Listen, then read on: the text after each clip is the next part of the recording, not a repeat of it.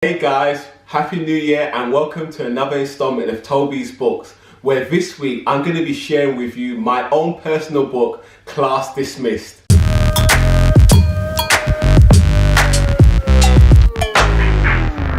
So it's been 10 years since I wrote the book Class Dismissed, and I was actually thinking about this book the other day, and my sister asked me to share about myself with you, the audience. And I said, okay, let me share a bit more about myself and why I wrote the book. So I wrote the book because I was thinking, how could I help young people to progress in life? What were some of the challenges that I faced when I was growing up as a teenager, and how could I give those experiences to young people so that they didn't make the same mistakes that I made? So I'm just going to be sharing with you from my heart, from me, some of my own challenges. And I would say one of the biggest differences over the last 10 years is that my mum passed away a year and a half ago, and that's really challenged me about life and where I'm going and what I'm trying to do. So I'm going to be sharing with you some of the principles of the book, but in light of my mum passing away. And I just look forward to sharing that with you.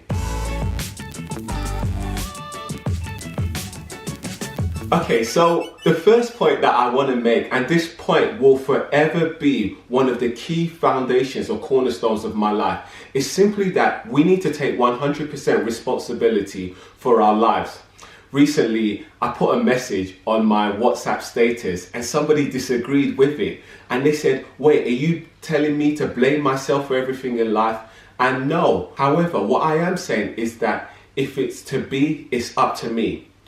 Whenever I've made drastic changes in my life, or when I've seen my life move to another level, it's simply because I decided, I made a split decision that I'm going to change my life, that I didn't want it to be where it was. Recently, I've had a bit of a dilemma because I've been working somewhere and I don't really want to be working there. However, the reason why I was working there is simply because it fit with my school studies, because I'm currently studying. But as I was thinking more about the whole situation and my dislike for this job, I just said, I do not have to be here. I need to take 100% responsibility for my life. And at that moment, I made a split decision that I was going to do whatever it took. I didn't actually need to be in that job. It just suited me studying.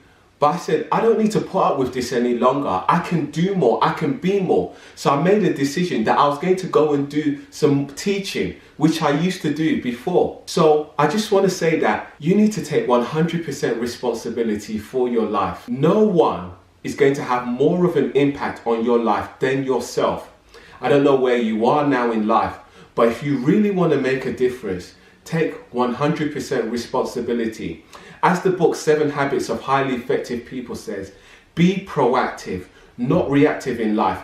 Look at where you are, admit the truth, and decide where you want to be, and then head that way and choose or decide that whatever is in your way or is blocking you, you're not going to allow that to stop you from reaching your targets or your goals. So taking responsibility for your life, I think this is becoming stronger on the inside of me, and the simple reason is when my mum passed away, I realized how short and how fleeting life is.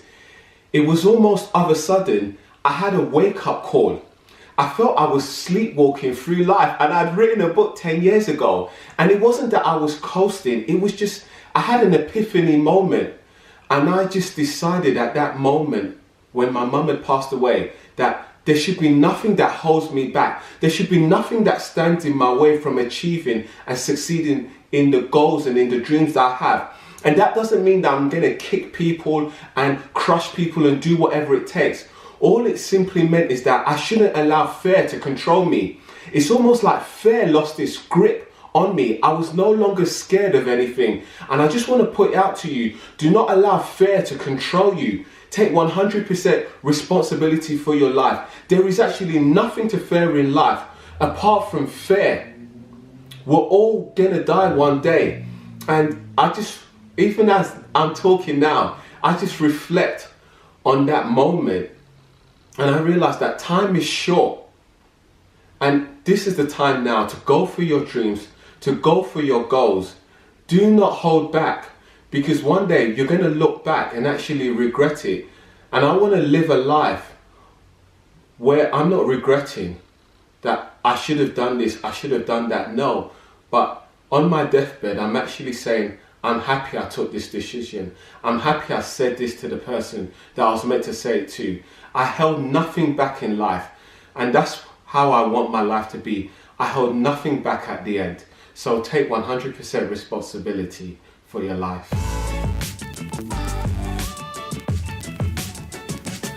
It's actually been 10 years since I wrote this book, and so much has happened in those 10 years. And during my business series, I'm going to be going through some of the challenges I've had with regards to business, with regards to money, with leadership. However, just touching on this point about my mum passing away, I'm going to actually do a second edition of the book. And in the second edition, I wanted to touch on how to deal with grief.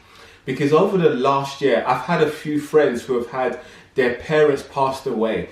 And it's really challenged me because I've actually been there for these people. And I thought, how did I deal with it? And what I wanted to say actually is, there is no step 1 or step 2 or step 3 of how to deal with grief. I would say one of the biggest challenges I had for me was personally pain. There's like a pain, I can't describe it till this day, that when my mum passed away, I've never felt it. It was a pain on the inside. And I've had a close relative who passed away, and I didn't even feel that pain. But yeah, I didn't feel a similar pain. I felt sadness, I cried, but there was a pain when my mum passed away that I can't even describe. It's undescribable. It was relentless. It didn't want to go away. And I just want to speak to some of the viewers. You might have had somebody who's passed away. You're thinking, is this pain going to go? How am I going to get through it? And what I do want to say is that it does actually become easier. I would say for a year, I could not read the booklet that I did with my siblings for my mum. I remember I carried it every day as I went off to study at a college. And it was in my bag, and I didn't look at it for one whole year. And then a situation arose in my class when I was holding it in my hand, and a friend asked me, could I have a look at it? And everything on the inside of me screamed, no, they're not allowed to touch it. They can't take it. And because I was close to this person, I reluctantly gave it to him. And it broke something on the inside. And it was almost the first part of me healing on the inside and being able to move on. Because one of the challenges I've seen in people's lives when a loved one passes away is that they struggle to actually move on from the situation. They stay where they are. They hold on to that. And I just decided that my mum didn't want that for me. I remember my last conversation with her, and it was actually the week that she passed away. And she was meant to come back the following week. And she just told me how proud she was of me, of what I've done and where I'm going in life. And when I was studying, and she just told me, carry on going. And that just really encouraged me just to move on. And so that just helped me think, no, what does my mum really want for me? She wants me to be successful. She wants me to achieve. So when I talk about taking responsibility, I also had to take responsibility in that situation for my feelings. I had to take responsibility that I need to move on. Not that I forget my mum, but that she wants me to move on, to have a future, to have goals and to have dreams for myself. And I want to live those wishes of her out in my life. And I also want to live out my desires. So in the second edition of the book, I'm going to have a section on how to deal with grief and how I personally dealt with grief. And I just hope that it's going to be a blessing and it's going to help anyone out there who's had a loved one die and you're unsure, how do I get over this situation? Hey guys, there's so much I want to share with you about my book Class Dismissed. So what I've decided to do is to actually split the book into 2 videos because there's so much more on my heart, and it's been a 10-year journey since I wrote this book. So I just got so much more to share on how my life has been changed and transformed. Hey guys, some of you are wondering how can you purchase this book? All you simply need is to have a PayPal account and type in the email address tobisbooks@gmail.com and you'll be able to pay for this book. I want to ensure that you get this book, so please write your name and your house address so I can send you a copy once you've paid for it. Thank you.